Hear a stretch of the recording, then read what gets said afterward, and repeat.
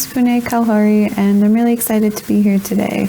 I'm currently a first-year master's student at San Francisco State, and I'm advised by Dr. Jaime Chavez. My research focuses on how the Galapagos Yellow Warbler, which is an endemic bird to the Galapagos, will respond to climate change across an elevational gradient. And this study is largely based off of previous work that has found that species locally adapt to their environments and are very sensitive to environmental changes.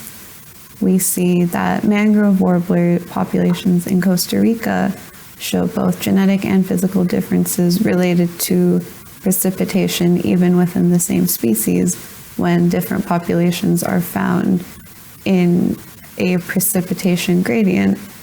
And we also see that the migratory warbler populations in North America show varying degrees of vulnerability to climate change, and populations with higher frequencies of genes suited for changing habitats are more likely to persist in future climatic regimes. The reason I'm interested in studying the Galapagos Yellow Warbler is because this is a subspecies that can only be found on the Galapagos, and it inhabits a variety of elevations on multiple islands. Island ecosystems are unique because they have a very narrow range of habitats, and climate change is causing a loss of suitable habitat for many endemic species found on islands. A lot of these species are responding by shifting their ranges to different elevations to combat changing climates, which is why I'm interested in seeing how the Galapagos Yellow Warbler will respond to climate change given this elevational gradient.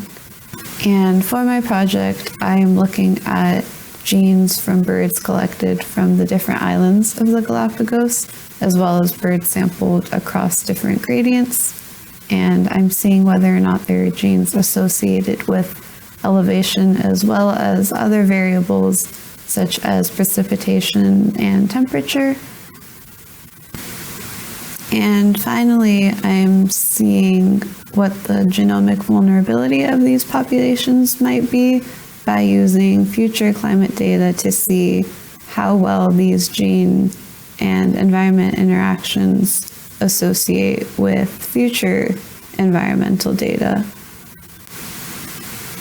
And finally, some future directions that I hope to pursue are using museum samples from the California Academy of Sciences to be able to have a comparative analysis with modern day samples and samples from the past.